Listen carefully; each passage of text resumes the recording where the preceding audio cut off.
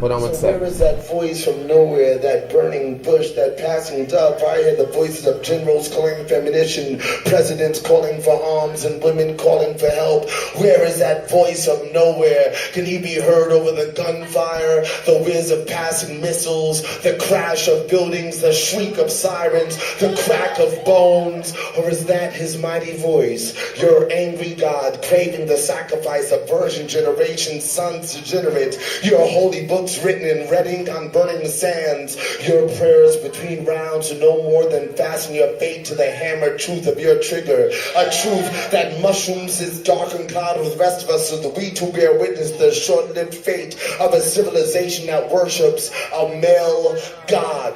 Your weapons are phallic, all of them. That dummy that sits in your lap is no longer a worthwhile spectacle. His shrunken pale face is little room for imagination. We have spotted your moving lips and have been the voice to its proper source. It is a source of madness, a source of hunger for power, a source of weakness, a source of evil. We are exiting your coliseum and encircling your box office, demanding our families back, our cultures back, our language back, our gods back, so we will return them to the proper source, the source of life, the source of creation, our mother's womb, the great goddess. We will cut through the barbed wire hangers and chastity belts. We will climb in and incubate our spirits through the winter. We will wait for the degenerate course of your repeated history. We will wait for the past to die. I heard you really like the Carter 4. I'm a minute Wayne fan. I'm a big Lil Wayne fan. And I'm so cross with him because at times, my friend was like, you shouldn't really go to Wayne expecting the greatest theological debate or something like that. You should really just go to Wayne and go from what he does best. Well, what does Wayne do best? I mean, first of all, the thing about the Carter 4 is that I see it as the first written Lil Wayne album, because he was in prison and he wrote while he was there. He didn't have time to do anything else but write. You know what I'm saying? And so I can hear the difference between, you have artists, you have people like a Jay-Z or somebody who might brag about not writing stuff down. But if I listen to Jay-Z versus an Eminem, I can tell what's written and what's not. You know what I'm saying? It might be catchy and stuff like that, but when you look at it on a page, if you just write it down, you can tell, oh, that came from thinking, that came from writing. The cool thing that's dope about Wayne in this album for me is that when it's written, I think it's sharp. Yeah. I think it's sharp. I think that what he's playing with on most of those songs, one, there's the fact that it's written, and so he's given thought to just everything from community to what have you. But what I like about Southern rap in general is not about what's written. It's about the shit that you can't write. It's about his flow, where you place your voice, And Wayne knows where to place his voice and where to put the intonation, the inflection in the voice. That's what I'm listening for. Where it is, where the pocket is, where you raise it, where you lower it, where you where all of that. And to me, this album is mostly, me, I'm not a fan of How to Love. I heard a reggae version of How to Love. Yeah. I like that. I'm not really a fan of How to Love or The Mirror or any of the really commercial joints. The John Legend or the Bruno Mars. I like The View From Here. Yeah. Yeah. I like the Abortion. I like the John song. I like the, what is that? I don't give a love, motherfucker. Listen to the flow. You can feel, I know what that feels like when you're riding a beat. It's like riding a horse and it feels good. And when you're just really, now you're doing tricks on the fucking horse. Yeah. You know what I'm saying? And so when he goes from single time to double time in that blunt bow and say, I'm a bad mother, which to me is a very New Orleans to me. Yeah. It reminds me of the whole Juvenile thing, reminds me of that whole shit. That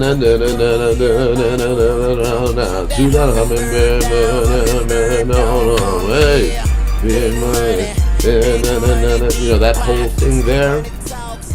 Me, I'm a fan of that. Man, that's what's up. You just did a nice cover. I'm a fan. No, I listen. Me, I enjoy that. If I put that next to Watch the Throne.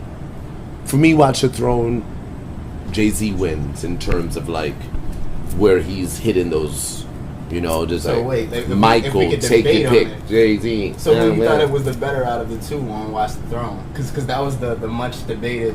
Jay. What? You like the Jay better than Kanye on Watch the Throne?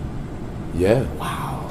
definitely. Man, I rock the Ye. I really liked. If you like the spirit that Wayne spoke with, I like the way that Ye composed his lines and spoke. Like everything was like, I only have so much time to say such little. Yeah. No, I like Kanye. I never understood why people say Kanye is not a good rapper. I think Kanye is a great rapper. It's always been. However, I feel Jay's seniority on Watch the Throne. I mean, to me, the most memorable line of the whole album to me is that whole, because to me, there's a difference between writing a memorable line and going through puberty in public. Yeah. You know? And so to me, Kanye, you know, like when he says something like, they never talk about monogamy or they never talk about more than one, that's great. You're thinking, you're growing, you're 30 years old. I know what that's like. You know what I'm saying? But that's not necessarily well written. That's just you're going through something that somebody goes through privately, publicly. But that's not necessarily like snapping on some shit. To me, snapping on some shit is like, I'm like Michael, take your pick. All right, that shit right there is like, okay, yeah, that's dope. To me, that's dope. That might be the dopest shit I heard on that album. But there's tons of. I feel like every time Jay came, he came like, I don't want to seem like the old guy in the room. Yeah. So he maybe that little chip on his shoulder did it. I don't know.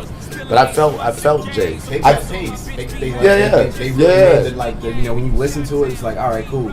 Yeah. Like Kanye has to come on this one. But I'm not a big fan of that album. Yeah. Me, I listened to that album maybe 6 times. I listened to the Carter 4 maybe 600 times. That's the difference, literally.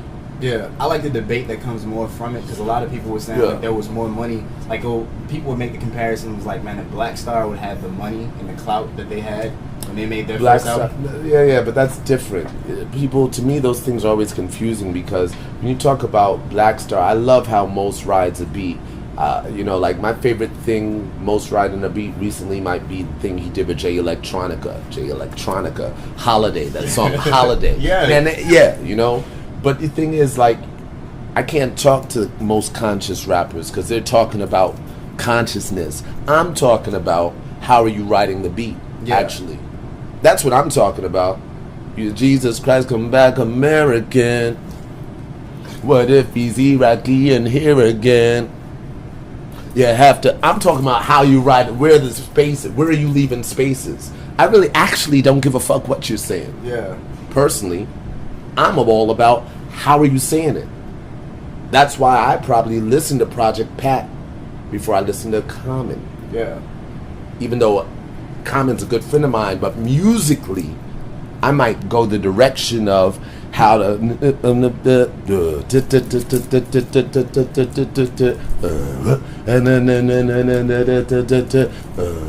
That's what I'm listening for, because that's where I hear the poetry. That's, to me, that's where the poetry is, and how you're placing, you know, those things. So that's what's exciting to me. With Watch the Throne, there are moments, you know. I hum under my breath when I contemplate the drum of your heartbeat, and my heart beats for your breath. I revel in the wind for mere glimpses. I'm tornado of you. Would you look into the eye of my storm? I whirlwind through your life like hums and fill your eyes. I'm trying to remember that one, actually. I don't even know why it came to mind. No, I do know why. But wow. Rent it. Oh, thank you. Yeah. Exactly. Maybe that's it. Yes, it is actually my birthday.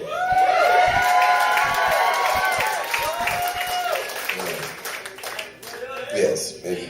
So, yeah, my mother is here to attest. In 1972, my mother was rushed from the James Brown concert.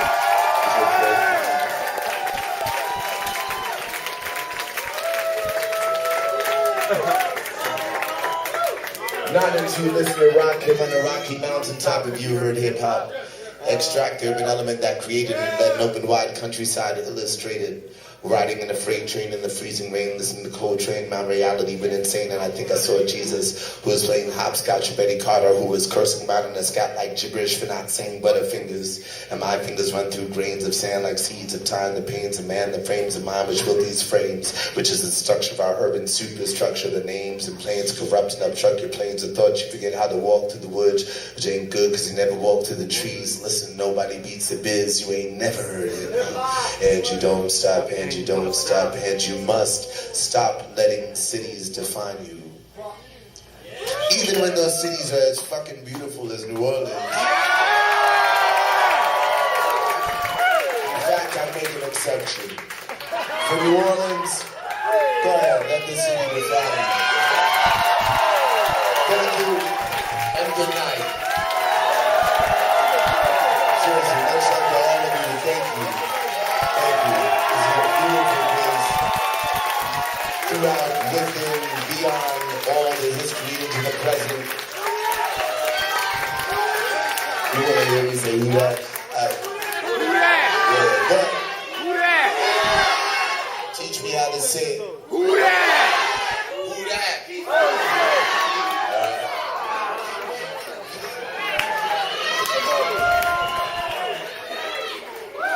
I don't know, maybe you should stop letting cities define you. Jay Electronica is... Yeah, I noticed, not to sound like a Twitter stalker, but I know when he put out Exhibit C, you had hit him with the tweet, like, congratulations, brother, like, I like this. Like, how is Jay Electronica, like, for you as somebody, like, as you being a person who breaks good, you guys go. No, Jay Electronica for me is, he's brilliant. Yeah. He's brilliant. As a writer, come on. No. Jay Electronica is brilliant. I do a YouTube playlist of Jay Electronica. I'm straight. Yeah. Like, that's it. That's, like, for someone that doesn't even have an album, hello? Yeah. That's crazy. Nah, I'm a huge fan of Jay Electronica. Nah, you want to see a battle? Probably call it Yeah. I'm talking about Jay Electronica and Wayne. To me, that's who I want to see. To me, that's where it's at right now. Jay Electronica and Wayne. Also, there's a whole mythology of New Orleans and all that, which makes it more exciting than the whole New York, Chicago thing. You know what I'm saying? Me, I feel that more. But I always feel, not always, but in recent years, it take a lot for me to feel New York style hip-hop over Southern hip-hop, because cats are going by something different than feeling sometimes. They're going by feeling, but, the days of Wu-Tang are far behind us. I like how you have that spiritual element to rap, though, like, just knowing, like, sometimes you just have to, like, it doesn't have to be clean, like, the best lyrics or anything like that. It's just you spitting it from your soul, and people have no choice but to feel it. Well, there's that, yeah, of course. But I'm talking about where you place your voice on the beat. I'm talking about something very specific in James Brownie. Yeah. Like, how do you feel that? When someone rhymes, I hear how they hear the beat. And because that's where you place your voice. Somebody's getting all caught up in, did you hear what he said? Fuck what he said first. Where did he place his voice? You know what I'm saying? And so there's some stuff where it's like, where someone's just snapping, like where Jay would be like, Jay Electronica, Jay Electronica, Jay Electronica. That don't matter about the beat. That's just fucking amazing, But Wayne, it's all about where he places his beat. How do you feel about MF Doom? Doom is in that same category as someone who understands a beat. Yeah. Who understands a beat from it's beautiful. Like, I love how he hears music. Yeah. Because someone else might hear it completely different and start rhyming at a different point. They'll put the one at a different point.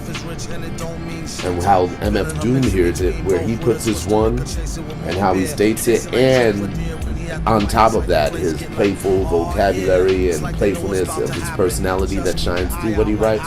Oh, that's awesome. Yeah. I'm a huge MF Doom fan. Of course, my favorite is still Mad Villain, though. It's like preferring him to Mad Lib or something, But yeah, of course. I'm tossing between like Food and Mad Villain. Yeah. Those are the two that just like came to me. Like, I had to open up the Pop-Tart poster thing and scratch off the chocolate. But imagine if Wayne was doing a MF Doom cover, right? I'm thinking of something like the accordion or some shit, or rhinestone, cowboy. What? Just trying to think of how Wayne would do that. Trying to see if I got that on my No, just think if you think about flow versus what he's saying. That Doom is all flow. Yeah. And that's what's dope about Doom, is he's all flow. Sorry about that. No. Man, we got totally off.